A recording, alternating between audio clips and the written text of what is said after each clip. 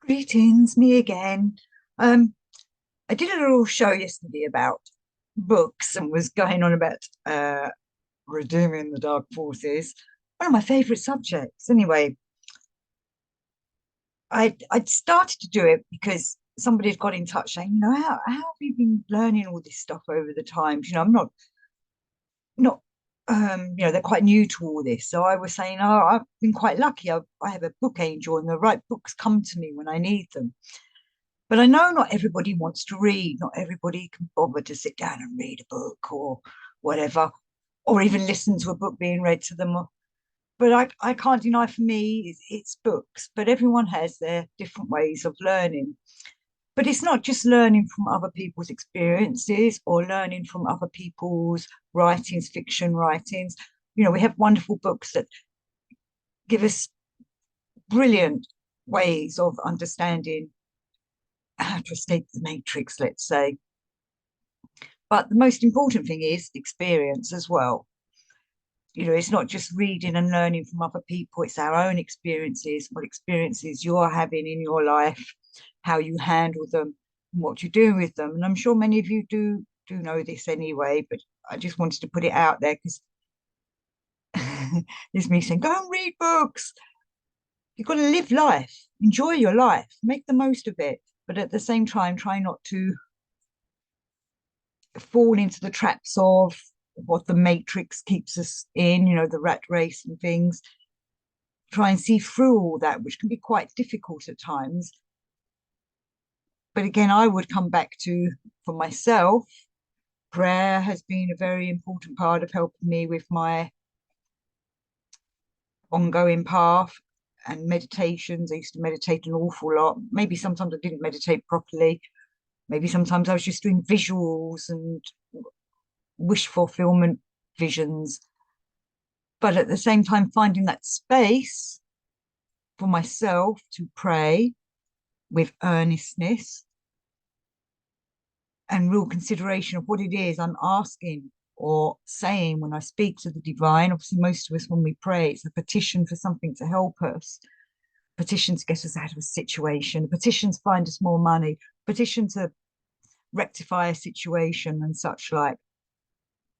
Okay, so they're normally prayers for ourselves. I've also used, well, I still do, I'd like to think, pray for everything, all in the world, the universe, and so on. I try to send that wish fulfillment out so that the whole world becomes more harmonious in its actions.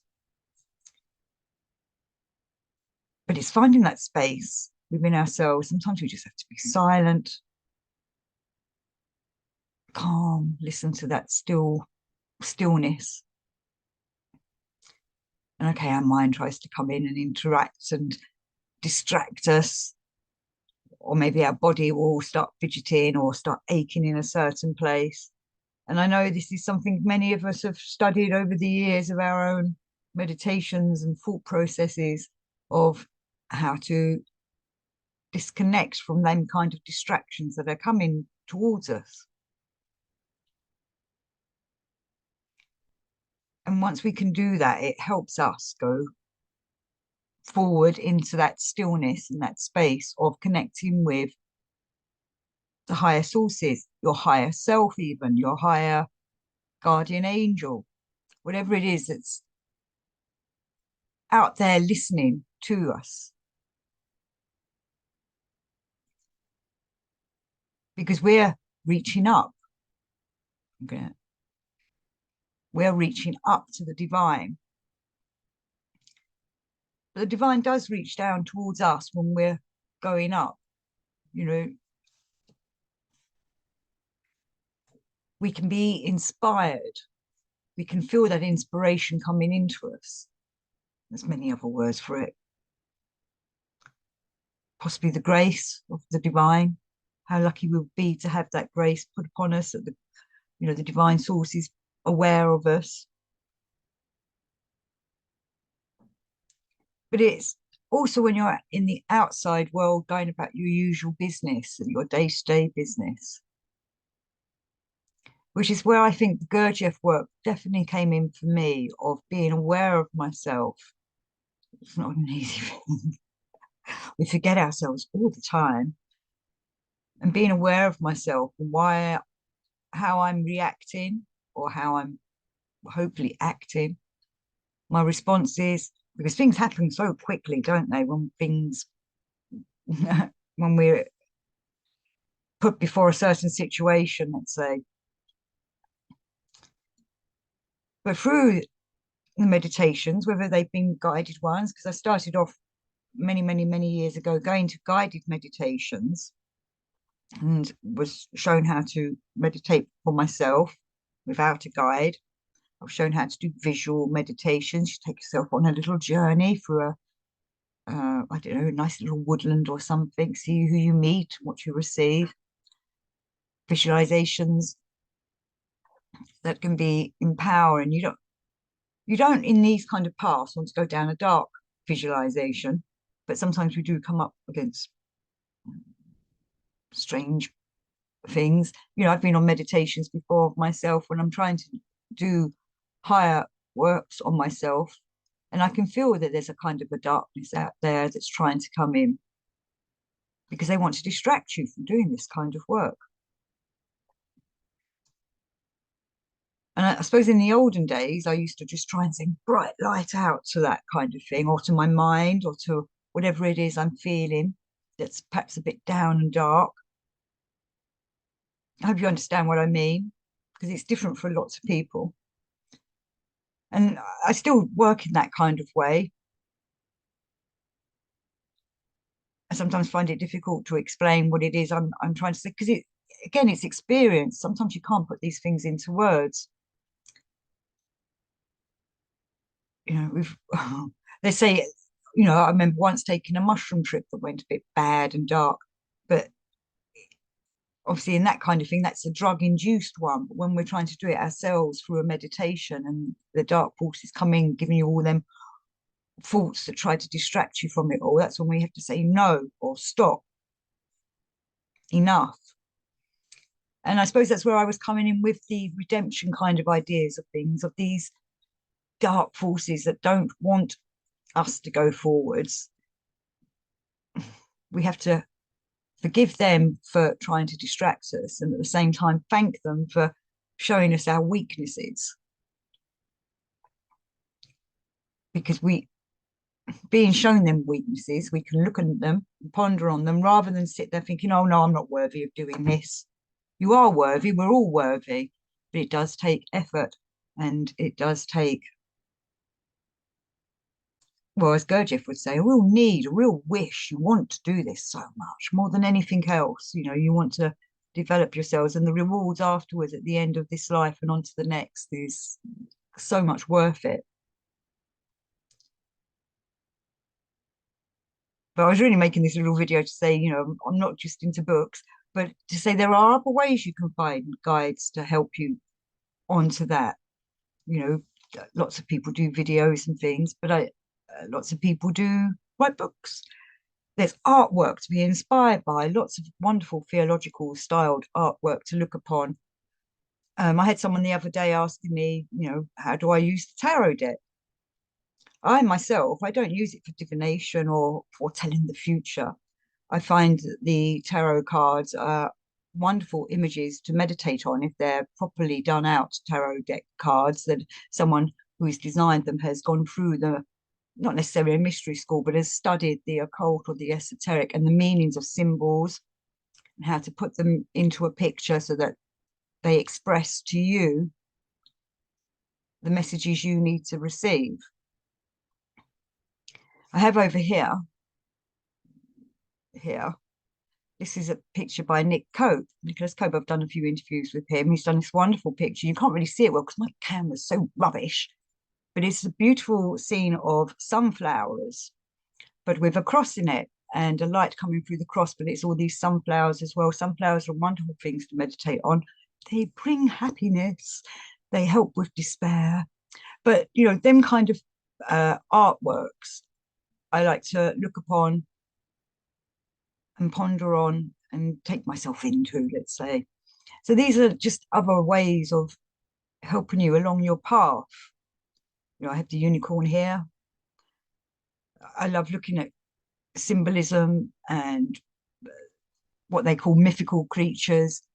I feel like they are passing on messages to us. And obviously, a lot of these artists did understand the esoteric, so they would put these symbols and sigils and such like in them for us to, we take them in, we look at them, we take them in, it goes into our subconscious. And if we're working on ourselves, it will ruminate, start working, pondering, and come back up into our consciousness.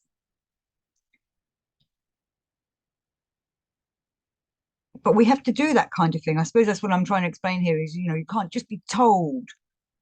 It's not like the old schools of, you go to class and you're taught your A, B's and C's and told to recite them back. You are kind of given the A's and the B's, but then you need to ponder on it to make the C. You need this kind of work to work in you, and you get your experiences. There's no answer book that's going to be everyone's going to follow the same way. And this is another thing that I find with a lot of the new age stuff. People are looking to do the same as other people. Well, maybe we could start off on the same paths as the guiding steps of, right, this person did it that way, so I will try that way. But then you must go ahead and blaze your own path, be the star you want to be. You're unique, just like everybody else. And blazing your own path means you find your own way. Obviously, I've just said that, I'm just repeating. But on that path, you discover yourself and who you really are, not the person you're putting out to the outside world, to the matrix. Who you are inside, that inner you is the real you that really wants to come out, because that's like, the true you. I've done a lot of shows on Gurdjieff and how he says we have all these different eyes in us, be a different eye with different people in different situations and different places, but that real essence of you, that real essence I wants to come out and be.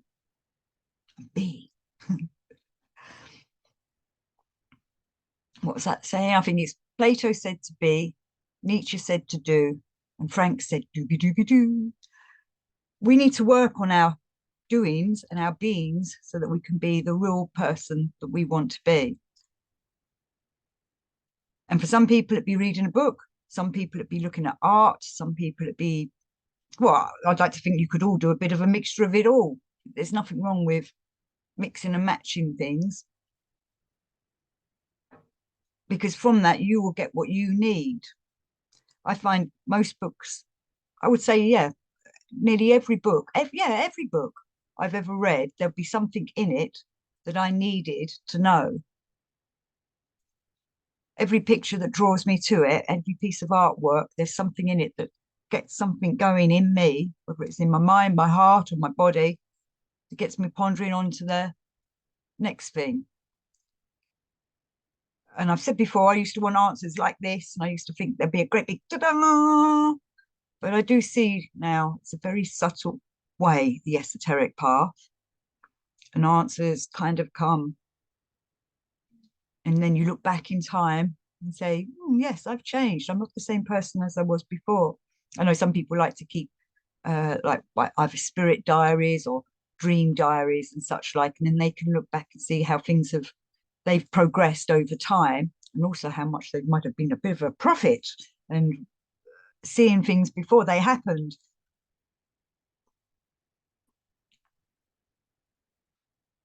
And I also think that it's very important too, perhaps at the end of the day, I know it's an exercise that Gurdjieff and Steiner gave, and I'm sure pretty many others did as well. Before I go to sleep at night, I like to do a little roll call back of my whole day, and you have to do it backwards.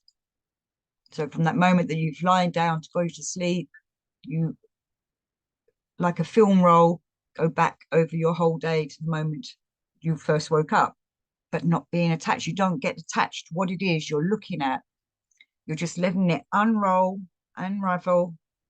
Because also by doing that,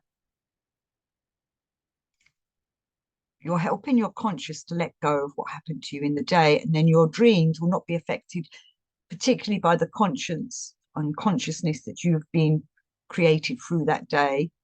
Instead, maybe you'll have true dreams. Because most of our dreams are affected by what's happened to us in the day or over the last few days. It's a very interesting exercise. I used to find it very difficult to do at first. Well, not difficult to do. I used to do it, but I never ever remember finishing it. It used to make me fall asleep.